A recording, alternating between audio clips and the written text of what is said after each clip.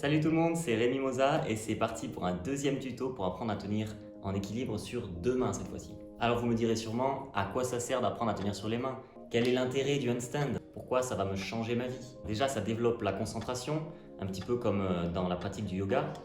Ça améliore aussi la posture puisqu'on inverse la gravité et qu'on se retrouve à utiliser les muscles qui sont à l'opposé de ceux qu'on utilise déjà pour se tenir droit. Aussi, ça sculpte le haut du corps. Comme vous pouvez le voir, les gens qui pratiquent ce sport sont en général relativement balèzes. Ça reste un sport qui est très simple à pratiquer, qu'on peut faire partout et qui nécessite absolument aucun matériel. Dans un premier temps, je vais déjà vous dire ce qu'il faut savoir faire avant de pouvoir se mettre sur deux mains en équilibre. Le premier objectif va être de se renforcer déjà physiquement avec des exercices de base, comme par exemple savoir faire 10 pompes d'affilée ou alors tenir en position de gainage pendant 1 minute. Les poignets auront également besoin de force. Il faudra donc les mobiliser et apprendre quelques exercices qui servent à les renforcer, comme celui-ci d'ailleurs où on essaie de soulever la paume de la main du sol.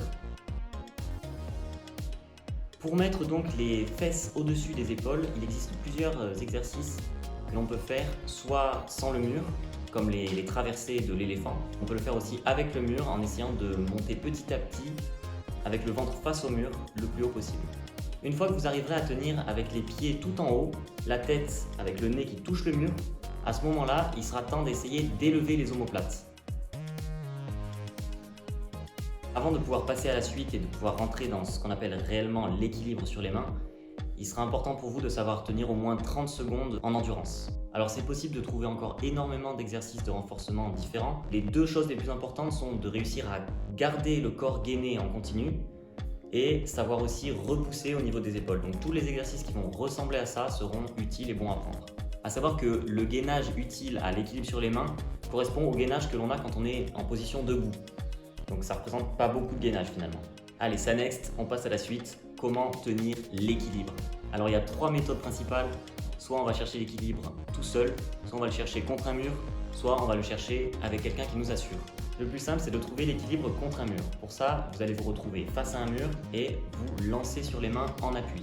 Les mains restent à écartement d'épaule, la tête fixe un point invisible entre les mains et elle ne doit pas bouger pendant tout le processus, et les épaules repoussent le sol à fond.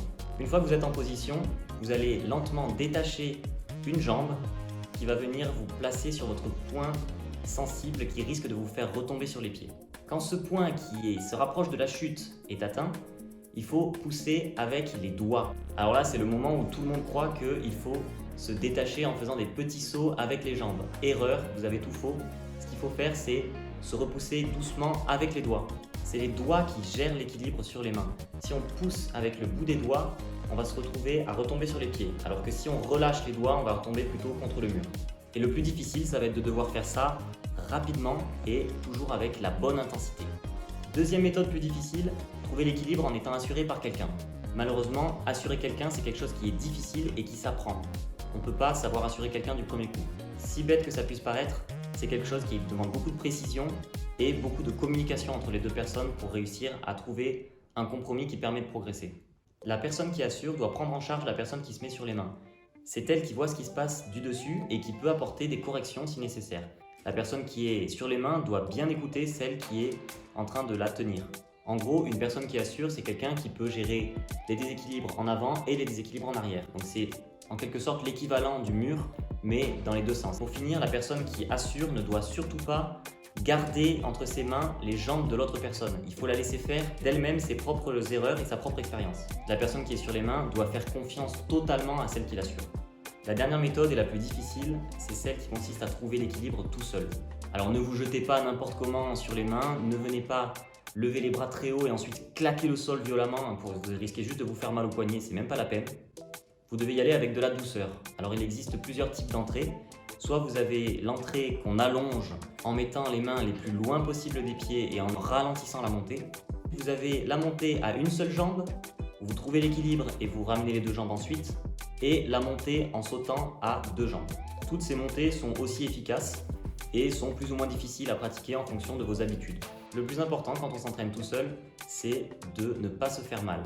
Et pour ça, il faut apprendre à tomber. Pour tomber, moi ce que je conseille, c'est de savoir déjà faire la roue de chaque côté et ensuite Le meilleur moyen, c'est soit de marcher quand on perd l'équilibre vers l'avant, soit de tourner sur le côté et tomber tranquillement sans se faire mal.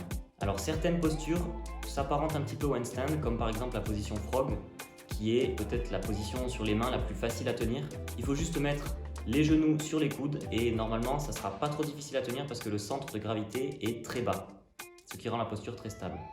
Contrairement à ce que beaucoup de gens peuvent penser, la position de la banane n'est pas une mauvaise position. Elle est d'ailleurs très bonne si vous voulez déjà comprendre les réflexes que les doigts doivent avoir. Pour comprendre l'équilibre, le plus important selon moi, c'est déjà de réussir à comprendre les mouvements des mains en avant et en arrière, en avant, en arrière, en avant, en arrière. La position est moins importante. À partir du moment où vous arrivez à contrôler une posture, que ce soit la position banane, la position groupée ou la position tendue, peu importe, pendant plus de 20 secondes, ça veut dire que vous êtes prêt à vous aligner.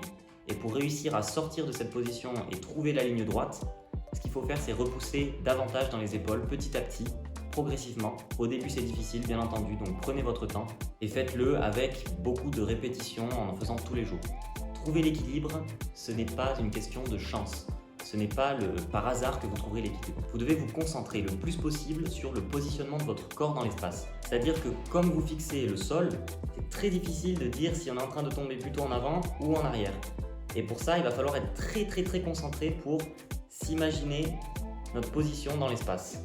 Plus l'image mentale qu'on a de notre positionnement dans l'espace est juste, plus l'entraînement prend du sens, puisqu'au final, on sait ce qu'on fait. Pour programmer votre entraînement, le mieux est de diviser les sessions en 3 parties. La première partie concerne l'échauffement, donc là vous allez devoir juste mobiliser les poignets au maximum et commencer à travailler aussi sur le gainage. Dans la deuxième partie de votre session, vous allez plutôt consacrer du temps à faire des exercices d'équilibre. Donc là ça va être la compréhension des doigts en avant ou en arrière, le repérage dans l'espace. Et ensuite il faudra que vous fassiez une dernière partie de renforcement, c'est-à-dire tous les exercices de musculation que je vous ai montré avant et qui peuvent vous permettre de développer vos épaules, vos omoplates, en poussant toujours plus loin le sol. Contrairement à pas mal de sports, il faut prendre des pauses entre chaque essai. On va rarement voir par exemple un joueur de tennis donner un coup droit et prendre une pause juste après son coup droit pour ensuite revenir, donner un autre coup droit, prendre encore une pause d'1 minute. Alors que en handstand, c'est exactement ce qu'il faut faire. Vous faites un essai, vous vous reposez de votre essai et ensuite vous pouvez repartir. Il ne faut pas enchaîner 10 essais d'affilée et ensuite se dire je suis fatigué, j'ai fini de faire du handstand.